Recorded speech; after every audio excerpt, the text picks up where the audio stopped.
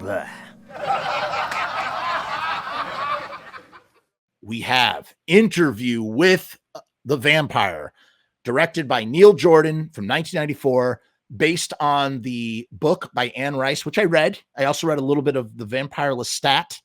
A vampire relates his epic life story of love, betrayal, loneliness, and dark hunger to an over-curious reporter played by Christian Slater, and Brad Pitt, he plays Louis. And you have Tom Cruise as Lestat. Tom Cruise is so great in this movie. Everybody's great in this movie. You know, I always thought that the Interview with the Vampire, I used to think it was really cool because I watched it as a kid. I watched it way younger than I was supposed to be watching it, right?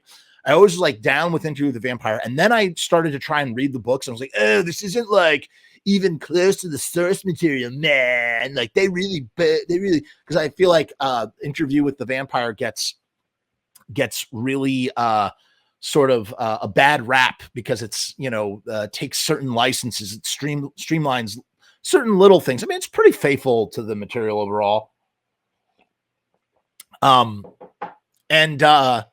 I mean, listen, what can you do in a 2 hour, 12-minute runtime? You know, like you got to tell this entire, I think from an adaptation standpoint in the year 2024, as an adult who's made movies or tried to make movies and, you know, voracious reader and consumer of media and literature, I think that Neil Jordan did a fantastic job adapting Anne Rice's source material. I don't know, what does Anne Rice think about the original Interview with the Vampire? Anne Rice recently passed away.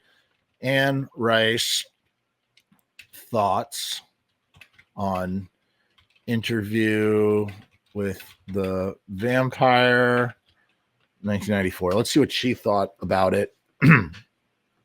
Does it say in the later book added the no? I don't know what her here. Let's see what it says here. I'm very curious. Let's see what it says about the reception. Oh, how about that? I did not know that. Okay. So I did not realize that. So Anne Rice actually adapted the screen. It's Anne Rice's screenplay. Of course she fucking loves this movie. Oh my God. Yeah. Which explains why it was so well friggin' adapted. Holy shit. Of course she did a great job. Neil Jordan cites Francis Ford Coppola's Dracula as an influence. That makes sense. That's a great 1-2 punch. FFC's Dracula with Interview with the Vampire. That's a great double feature right there. It's 4 hours of your time. But okay, so she adapted it herself. How about that? Oh no, she was unsatisfied with Cruise. That's what I remember, because I remember hearing she was unsatisfied with something. She didn't like Cruise. She wanted Brad Pitt to play Lestat, and she wanted Cruise to play Louis, which never would have worked at all. And they were right not to listen to her. Eventually that changed. Now, here's one thing I do want to touch on. I'm glad I have this up. So I never realized as a kid, I did not understand the homoerotic queerness. There's a lot of queerness in Interview with the Vampire. Vampires in general, vampires, you know, you live a long fucking time. You get tired of eating hamburger, if you know what I mean. And you're ready to try some hot dog, if you know what I mean. Vampires they're kind of like, they don't, I feel like vampire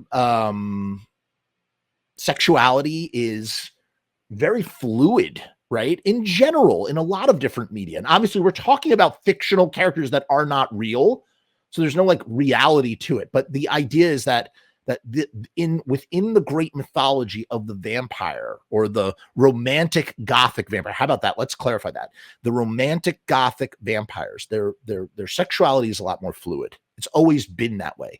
And Anne Rice, when writing Interview with the Vampire, you know, had injected and put that at the forefront. You know, the idea that the reality is that Louis and Lestat are lovers, man. Of course they're lovers. But as a child, I had no idea. I didn't understand that at all. not even in the books. Like, I just didn't get, none of that made sense to me. I was like, they're not friggin' like, like it couldn't, my brain could not comprehend that notion. Watching it now and seeing the subtext that is both there subtly and also left out, it's so subversive. And the reason why is because the 90s, mainstream movie going audiences in the 90s were incredibly homophobic. They were. And I've talked about this at Wit's End with Batman Forever. Gay director highlights the gay subtext and injects theatricality that shouldn't constitute as being gay at all. The idea of like the architecture of Roman breastplates having nipples on them, getting misconstrued as trying to make Batman gay and being rejected by mainstream, Hollywood going audiences, as well as the comic book fandom. It was just homophobia, man. And Anne Rice's interview with the vampire also fell victim to this same sort of situation, right? This is what it says in Wikipedia. Due to Rice's perception of Hollywood's homophobia, at one point she rewrote the part of Louis, changing his sex from female, changing him from a male to a female in order to specifically heterosexualize the character's relationship with Lestat. At the time, Rice felt it was the only way to get the film made, and singer-actress Cher was considered for the part. A song titled Lovers Forever, which Cher wrote along with Shirley Elcard for the film soundtrack, got rejected as Pitt was ultimately cast for the role. So what's interesting is that she in trying to get her work made, she compromised the original, sexuality and gender of her characters in order to sort of, slip past the Hollywood guard at the time.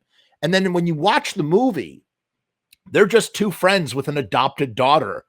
Like, come on, man. Like, I mean, isn't it fucking obvious? They're fucking gay as fuck, dude. And it's like, I certainly did not realize this, but it's amazing. It's amazing to watch this with the full context and understand it from the source material. B, understand it from the 90s homophobic Hollywood perspective, realizing that perspective is what I mean to say. Not unnecessarily, I don't understand. Well, I mean, I do understand it, but I don't agree with it, obviously. And C, watching it now and going, wow, look at the subversive nature of what this is, these companions. Armand, falling in love with Louis, and Louis is going to run off with Armand, played by Antonio Banderas. It's very, very, very interesting to me, and how what it says as a whole, the metaphor of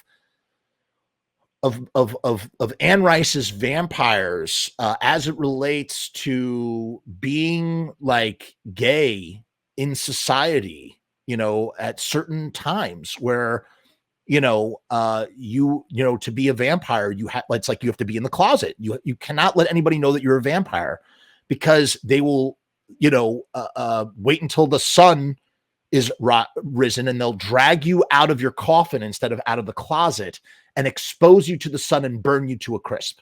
You know what I'm saying? There's a lot of friggin' heavy metaphor there. And it's like front and center for me now at this point in time in my life, watching and going, wow, what subtext, what subversion too. So all of that is going on in Interview with the Vampire. And the idea that and particularly even more, just as much in Queen of the Damned, which we're going to talk about next. But it's just interesting where I'm just like, wow, like they were lovers. They weren't friends. It wasn't a father son that's trying to emphasize just like they talk about them as like companions. And it's like 90s movie going audiences were so fragile that it couldn't possibly be. You can't have something that's like horror and queer at the same time. You know what I mean? Like it'd be like, oh, well, this firmly fits as like a 90s, hey, it's the 90s and progressive 90s queer film, or oh, this is a horror. Like you can't, somehow it couldn't be both things Maybe because it was like a major Hollywood, like, hey, we're gonna put, I don't know, is this the role that broke Brad Pitt? Is this the role that made Brad Pitt a superstar? I don't remember. I don't know what was the movie that made Brad Pitt ultimately. This might have been it, actually. This was 1994. This might have launched Brad Pitt. Let me see. What did he star in? He first gained recognition as a cowboy in Thelma and Louise, obviously. And then A River Runs Through It, but that didn't launch him. That's a great movie, by the way. That didn't explode him. Then he did Legends of the Fall. I think Legends of the Fall and Interview with the Vampire, and then Seven. Those three movies really exploded Brad Pitt in the 90s, right? Which is interesting. And it's kind of interesting. Like, Brad Pitt really has sort of gone from and he also did 12 Monkeys too, right? In fact, apparently Living in Oblivion, the making a movie, the obnoxious actor in that movie is supposed to be Brad Pitt, allegedly, apparently. I don't know. In any case, yeah, it's really interesting to sort of watch. If you haven't seen Interview with the Vampire in a long time, and maybe you're just not as in touch with some of these things as me, I don't know. There's a lot of I watch a lot of media today, and I'm like, oh my God, I see the queer subtext in something. A great example would be Carl Winslow. There's a ton of queer subtext in Carl Winslow. He is absolutely, in my opinion, Carl Winslow is a closet queen, especially in that first season. And you can write all sorts of scenarios that sort of fit around what we see on the sitcom. That is sort of what is happening underneath. I don't know. Interview with the Vampire is another one of those movies. It's a great film. I've always appreciated it.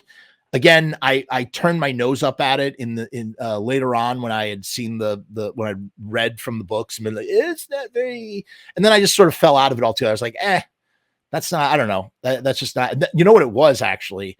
Then I had seen Interview with the Vampire before I had seen From Dusk Till Dawn, right? From Dusk Till Dawn changed. And isn't that interesting too? When you look at the vampire, compare and contrast the vampires of From Dusk Till Dawn and the vampires in Interview with the Vampire, and also contrast how sexuality in the 90s is being portrayed from those two points of view. That is absolutely worth its own discussion at another point in time. All right, we must move on.